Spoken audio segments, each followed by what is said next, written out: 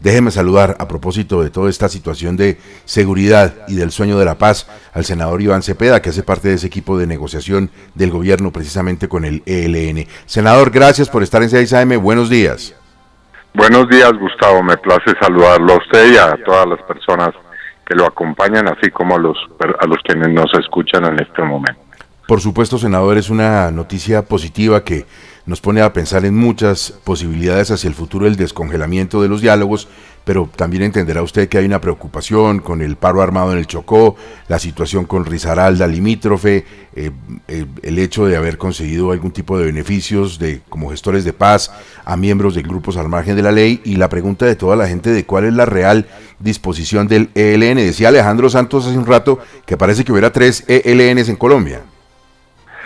Bueno, una negociación, ustedes lo saben de sobra, nunca es un proceso simple, como uno quisiera, en el que se dan las cosas con la sola voluntad y exigencia del gobierno, sino que implica un arduo proceso de negociación y de construcción de acuerdos, si es el diálogo la vía que se elige, y en esa estamos con el ELN. Ahora, por supuesto que hay situaciones muy graves, eso nadie lo desconoce, en departamentos como Chocó, como Arauca, en el sur de Bolívar, en Catatumbo, en los que hace presencia el ELN, y allí hay acciones, concretamente en Chocó, de enfrentamiento con el llamado Clan del Golfo, y acciones que terminan causando una grave situación humanitaria a la población, especialmente en este caso particular motivada por el confinamiento. Obviamente de esos temas nos ocupamos en la mesa, pero en el caso del ELN, hay que decirlo, llevábamos 5 meses sin tener una reunión, y lo que ha ocurrido en estos días es precisamente que se reanudan los diálogos. Ya tendremos oportunidad de abocar una por una estas situaciones, pero sobre todo de avanzar, que es lo que nos interesa, en resolver este largo conflicto que ha azotado al país en las últimas 6 décadas. Senador, una de las cosas que llamó la atención de algunos analistas de este conflicto largo con el ELN es que en el comunicado que ellos han publicado el día de ayer, dicen en el punto 9 que la meta es avanzar todo lo que se pueda para el año 2026. Y algunos lo interpretaron como que pues no va a haber un acuerdo final con el ELN durante el gobierno del presidente Petro. ¿Usted cómo lo lee? Bueno, primero hay que decir que esa afirmación ya estaba en un acuerdo que firmamos con el ELN en diciembre de 2023. Yo recomendaría ver el acuerdo 15, que se llama Reafirmación del Horizonte del Proceso de Paz. Y ahí dice claramente eso. Bajo este gobierno haremos, ELN y el gobierno, los esfuerzos por avanzar al máximo.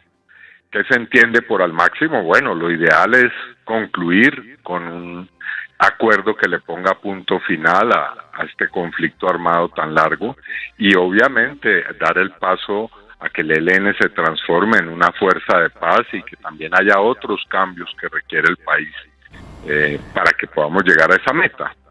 Entonces no es una negación de esa posibilidad de llegar a un acuerdo, pero también es la necesidad de actuar con el realismo que requieren las negociaciones, sin hacer demagogia y ofrecimientos que pues desconozcan las dificultades. Ahora, doctor Cepeda, lo que uno no logra entender muy bien es que esto ocurra justo, es decir, que haya un paro armado, que decreten un paro armado a partir de mañana, que es 9 de noviembre, justo cuando acaban de sentarse nuevamente en una mesa de diálogos en Venezuela. ¿Eso cómo lo entiende uno? Buenos días, Vanessa. Sí, lo estaba diciendo ahora. En el departamento del Chocó hay un enfrentamiento que es muy intenso entre el ELN y el Clan del Golfo. En ese enfrentamiento, lamentablemente, y eso se lo hemos dicho al ELN, y lo hemos exigido también, pues se presentan acciones que terminan siendo no dirigidas de un grupo a otro, sino contra la población. Y evidentemente esa es una situación que necesitamos que se acabe, y que podamos resolver, pero para eso es necesario que exista una mesa. Si no hay una mesa de diálogos, pues lo único que hay es la acción que también se está desarrollando, hay que decirlo, de las fuerzas militares y de policía. Senador Cepeda, ¿de qué tanto depende el apoyo del régimen de Maduro o lo que yo podría llamar la madurodependencia para que esta iniciativa o estas eventuales negociaciones de paz se concreten?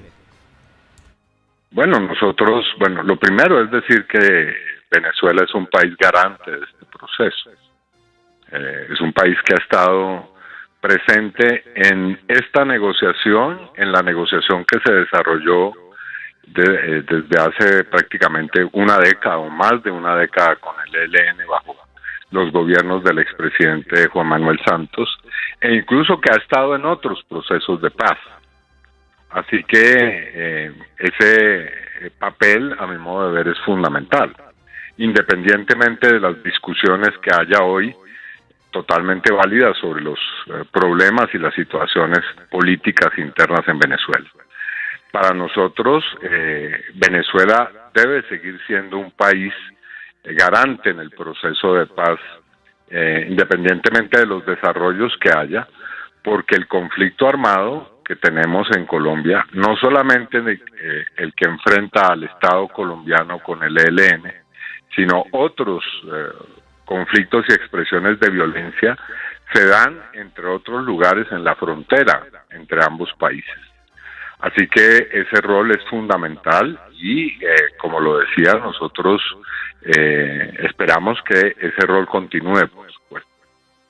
Senador, quisiera cambiarle de tema por uno de más actualidad. Usted ha sido denunciante del presidente Duque en la Comisión de Acusaciones por el tema Pegasus. ¿Cómo recibe esta información que se ha publicado por el diario El Tiempo de que el gobierno de Estados Unidos fue el que donó el sistema Pegasus y que antes de que llegara el gobierno Petro, esa herramienta pues la recuperó los Estados Unidos, no estaba funcionando en Colombia?